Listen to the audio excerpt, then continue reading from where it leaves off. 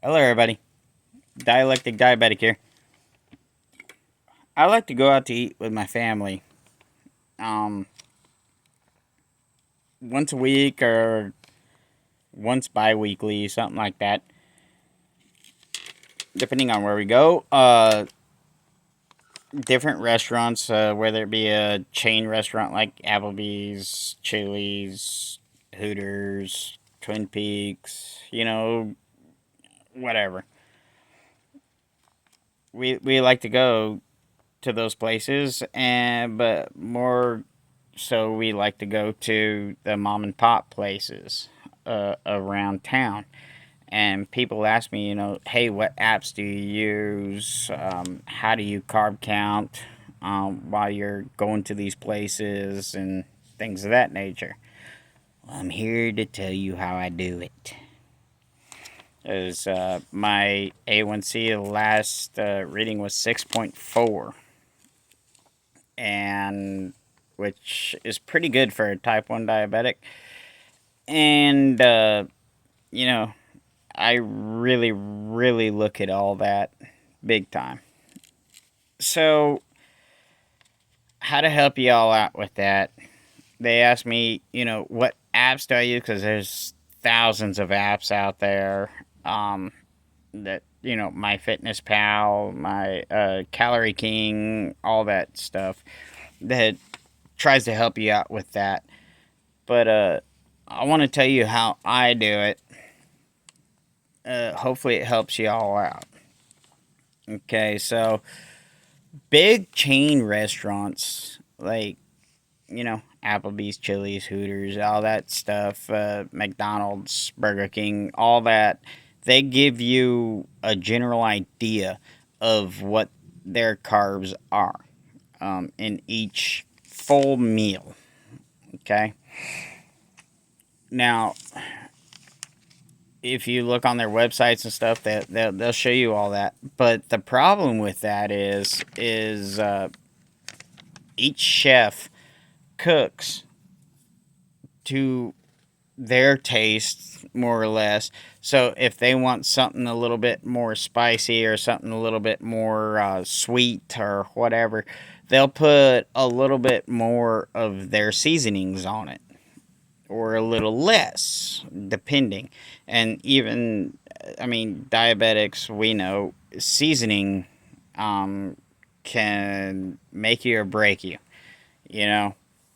So, like McDonald's, let's say McDonald's for an example, they give you X amount of fries per serving um, in their nutrition reading. They say, okay, there's usually about an average about 50 fries, just throwing a number out there, usually about 50 fries per supersized serving.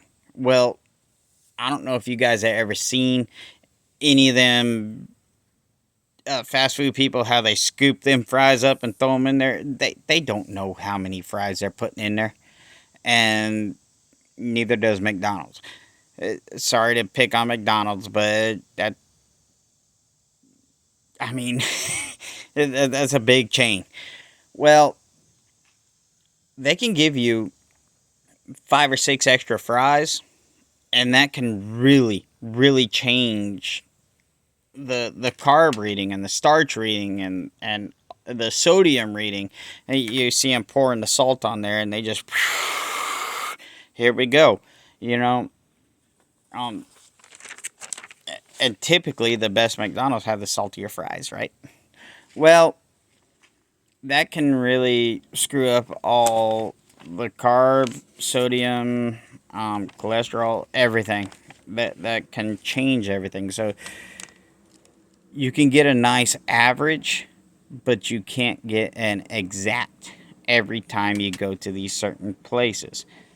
Um, that's one big thing to watch out for, and that's one of the reasons why I don't use those apps. Like, you have my Fitness Pal, Calorie King, which is a free app, is pretty great to get an average of what you're gonna get when you go to these places and stuff like that, but it's not spot on. Um, so that's where I kind of go into the mom and pop places. Well, the mom and pop places, there is no app, no nothing that would give you how many carbs you're getting or how much sodium or nothing in each plate. So, it is widely unknown through these apps what you're going to get per meal. So, what I do is if I'm going to a big chain, I'll just search on Google. Search on Google and say how many carbs in a plate of this at this restaurant am I gonna get. Now, mom and pop, it ain't gonna pop up. It just isn't. Big chain restaurant, it's gonna pop up, and you're gonna see a little bit of difference in those. Some will say, "Oh, well, you got 53 grams of carbs in these fries," and other ones you're gonna see it's got 48 grams of carbs in these fries. Well, being diabetic, you guys know that that's a big difference in how much insulin you take. So what I do is I'll search it and I'll kind of average it out. Sometimes it's spot on, sometimes it's a little bit off. But it's been more on than off since I started averaging it out through Google than just following one singular app. You know, and some of these apps, they cost money and things like that. And the way, things are right now with prices, Google is an excellent tool for that. Mom and pop restaurants. You have to search exactly what you got on your plate. So you'll start, like, say I went to a Mexican joint and I got a plate with 2 chili rellenos. Well, I'm gonna search, how many carbs in 2 chili rellenos. Well, this is the biggest change that I've seen is with Mexican food, especially chili rellenos. Like, sometimes they'll tell me each chili relleno has 52 grams of carbs. And then I'll look at another deal and it'll say it has 28 grams of carbs. Now, that's a huge swing. Okay? And there's some that say 12 grams of carbs. Like, there's just a huge swing in all that. So, I got to where I look at Google and everything seems to be working out okay instead of following these apps. Calorie King is great for a free app for chain restaurants. It's great for that, but not great for individual things you have on your plate. So what you have to look at is, okay, I went to Longhorn Steakhouse, big chain, whatever, but how much seasoning did they put on their stuff? Because I know they use a little bit of brown sugar and things of that nature to make the meat a little bit flavorful. And another thing you gotta look at with these big chains is how much filler did they use? Because you could go to a restaurant and order hamburger patty, okay, or IHOP. Let's say you go to breakfast. What does IHOP put in their eggs? Pancake batter. Village Inn does it too. Denny's does it. Everybody does it. All these big chains do it. So, how much of that is that chef actually putting into it? Well, you don't really know because I mean, like you and I, when we cook, what do? 9 times out of 10, we're not measuring anything. All we're doing is we're sprinkling this stuff on there, and we have to guesstimate, and that's what these chefs do at these restaurants too. They don't measure to their, oh, you need 2 cups of this to put in there. No, no, no, no, no. They're just sprinkling it in there, and that's why you get a bunch of these restaurants that are chain restaurants, but there's 1 or 2 that are better than the others. So we got to pay attention to that 100% of the time.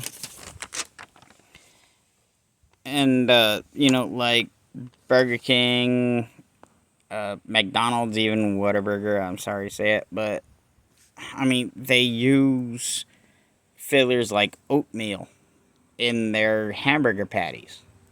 Why? Because they can make them smaller and make it more filling. Because all that bread and fibers and carbs and stuff, they make it more filling. It fills you up quicker. So you can order a triple or a double instead of a quadruple or whatever and be full. But a lot of the mom and pop places don't do that. So that's why you leave with a pound of meat in you and you're like, man, I'm still kind of hungry, you know what I mean? So, like I said, I look everything up on Google. I say, how many carbs in rice? And it'll pull up a page, and I'll look at the first page, and it usually has like a drop down or something like that you could select how much rice you're taking in or whatever, and like a cup, half a cup, 8 ounces, however you measure your stuff, and you can click on all that stuff and see how many carbs are in this. Now, where it gets tricky is the seasonings they use. Okay, because every restaurant uses different seasonings and stuff. So you really got to pay attention to that, and that's why I average it out. Okay, like I said, sometimes it's spot on, sometimes it's way off. But that's why I don't eat out too much. Meal prep. That way you know what's going into your meals. I mean, a lot of people don't like eating leftovers and things of that nature, but when you have a disease or something hindering you, or your body just doesn't, like your celiac disease, or you just had heart surgery, you can't have as much sodium anymore, you know it you got to get used to it. Sorry, your body just doesn't react the way that everybody else's reacts. That's why I eat chicken and green beans almost daily. I figured that puzzle out, and that's just what I eat on a daily basis, sometimes 3 meals a day. But the only meal that I'll change it on is breakfast.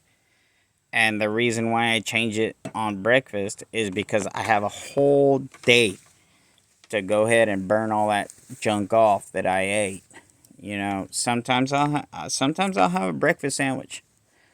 Sometimes, but my wife started buying sandwich bread that doesn't taste very good, but still gives me that bread satisfaction. And it's the Sara Lee Delight, I think it is. But per 2 slices bread, it's only 20 grams of carbs. Like it's really decent. Um, it's not that light, fluffy stuff that everybody loves in bread. But nothing. Just be smart. Be smart about what you're doing. Like anybody that knows me knows I like to have beers in the evening. I like it. If I had my choice, I'd be drinking Yellow Bellies every single night that I want to have beer. Okay. Yellow Bellies have about 8.3 grams of carbs. Coors Light has 5.2 grams of carbs, I think, or 5.4. One of the two. But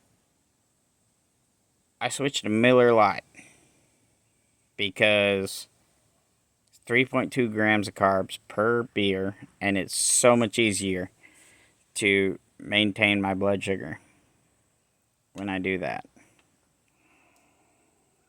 And like the bread, it's so much easier. And everybody freaking out about the prices and stuff right now. We are too. Don't get me wrong. Uncle Joe's done great with this economy and everything like that. But we kind of figured things out a little bit. If you go to these bread outlets, you could find the fancy bread that less carbs and stuff like that for pretty cheap. I mean, they're fixing to expire, but they're pretty cheap. And the chicken, it's always on sale, and that's a great source of protein. Chicken is great source of protein. And like I've said in previous videos, I mean, everyone's afraid of the whole canned vegetable thing. Well, is canned vegetable the best thing for you? Well, probably not. But at the same time, what can you afford and still eat halfway healthy? You only got one body, you only got one heart, brain, pancreas, whatever. And insulin is crazily priced. So you may have to eat the same thing over and over and over and over and over again, but at least you're healthy. At least you're good. At least you're going to be around for, if you have kids, your kids. If you have a wife, your wife, husband, whatever. And at least you're going to be around for your family, period.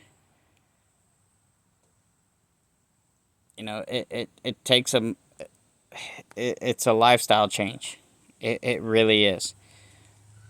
Like I said, I only got to eat maybe once a week, if not once every 2 weeks. We go out to eat.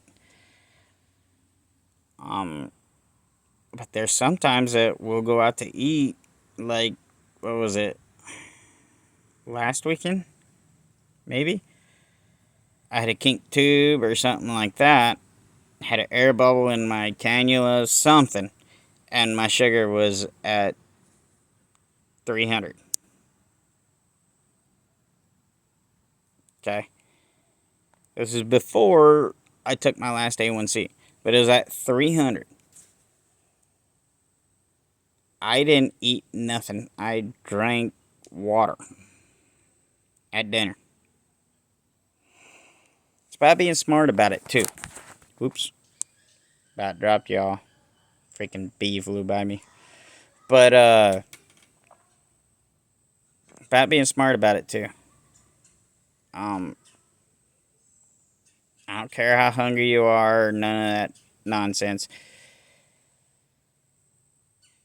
Don't eat. If your sugar is above a certain level. I don't wish DKA on anybody. And I don't wish diabetes on anybody. Period. Because it is It's not that exciting. But if you average it out every time you go out to eat, if you look at everything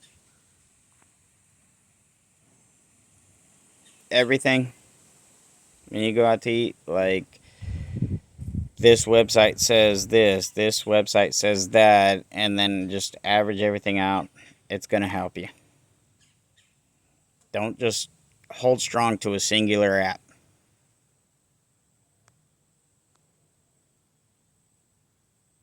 You can do it. I promise you. Dialectic Diabetic here. Cheers.